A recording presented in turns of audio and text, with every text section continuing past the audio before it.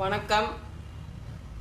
வண்டி லோன் எடுக்கிறோம் இல்லைங்களா, அதை பற்றின ஒரு பதிவு. வண்டி லோன் எடுத்து சப்போஸ் நம்ம சூழ்நிலைகள் சரியில்லாமல் அதை கட்டாமல் நம்ம போட்டுட்டோம்னா அதுக்குள்ளே இருக்கிற ஒரு பயங்கரமான ஒரு விஷயங்களை நான் கூட பகிர்ந்துக்க போகிறேன். லோனை கரெக்டான முறையில் கட்டிட்டோம்னா ஓரளவுக்கு தப்பி பிழைக்கலாம். அதிலே கூட நம்மளுக்கு வட்டிகள் அதிகமாக தான் இருக்கும், எல்லாமே அதிகமாக தான் இருக்கும். அதை நம்ம கணக்கு பார்க்காம வண்டியை எடுத்தால் போதும்னு சொல்லி வண்டியை எடுத்துடுறோம். ஆனால் வண்டியை சரியான முறையில் நம்ம டியூப் கட்டலைன்னா அந்த ஆஃபீஸ்காரவங்க எந்த ஆஃபீஸாக இருந்தாலும் சரி, நான் குறிப்பிட்டு ஒன்று சொல்ல முடியாது, எந்த ஆஃபீஸாக இருந்தாலும் அந்த ஆஃபீஸில் ஒர்க் பண்ணுற ஒருத்தவங்ககிட்ட கேட்ட ஒரு விஷயங்களையும் நான் உங்களோட ஷேர் பண்ணிக்கிறேன். அதில் ஒர்க் பண்ணுறவங்க நம்மளுக்கு இன்ட்ரெஸ்ட் அதிகமாகி போய் கட்ட முடியாமல் நம்ம போட்டு அதை வட்டி போட்டு நம்மளை அதை கட்டும்போது பார்த்திங்கன்னா ரொம்ப என்ன ஒரு கணக்குன்னே தெரியாமல், என்ன ஒரு இதுன்னே தெரியாமல் அவங்க பாட்டுக்கு பேங்க்கில் நம்ம காசை போட்டு நிப்பாட்டி வைக்க முடியல. ஏதாவது ஒரு காரணம் கட்டி 500, 1000, 2000, 3000 கேட்டால் இந்த வட்டி அந்த வட்டின்னு சொல்லி போட்டு எவ்வளோ ஒரு துன்புறுத்தலாக இருக்குன்னு நினைக்கிறீங்க. அதை முடிக்கவே முடியல. ஒரு 3 மாதம் கட்டாத ஒரு வண்டிக்கு நாங்கள் அந்த புக்கை வாங்க நாங்கள் பட்ட பாடு பெரும்பாடு. அவ்வளோ ஒரு இன்ட்ரெஸ்ட்டுங்க. பேங்க்கில் காசு அக்கௌண்ட்டில் வச்சிருக்கவே முடியல.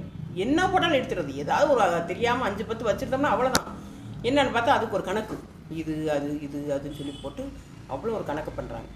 பொதுவாகவே லோன் எடுத்தாலும் சரி, பேங்க்கில் லோன் எடுத்தாலும் சரி, எதை எடுத்தாலும் சரி, மக்களே நீங்கள் முடிஞ்ச அளவுக்கு உங்கள் காசை வச்சு என்ன செய்ய முடியுமோ அதை மட்டும் செய்யுங்க.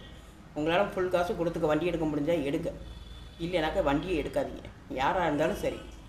ரொம்ப ஒரு இதுக்குள்ளே ரொம்ப ஒரு அட்டகாசம் நடக்குது. இதை சொல்கிறதுல நான் ஒன்றும் எனக்கு இதில் எந்த ஒரு சங்கடமும் இல்லை. ஏன்னா இதனால் நான் பாதிக்கப்பட்டுட்டேன், ரொம்ப பாதிக்கப்பட்டேன். வண்டி கட்டமுன்னா ரொம்ப பாடாக இருக்குது. அதனால் முடிஞ்ச அளவுக்கு லோன் வாங்குறவங்களா இருந்தாலும் சரி, வீட்டு லோன் வாங்குறவங்களாம் சரி, யாராக இருந்தாலும் சரி, தயவுசெய்து நம்மக்கிட்ட இருந்தால் அதை செய்யுங்க, இல்லைன்னா வாங்காதீங்க. அவங்க போடுற வட்டி 1 பங்கு காசு கையில் கொடுத்தா அவங்க 5 பங்கு வட்டி போட்டு கிட்டத்தட்ட நம்ம ஆயிலவே முடிச்சு போடுறாங்க. என்ன சொன்னாலும் அங்கே ஏகிற மாட்டாங்குது. நம்ம ஆயிலவே சோழியவே முடிச்சு போடுறாங்க.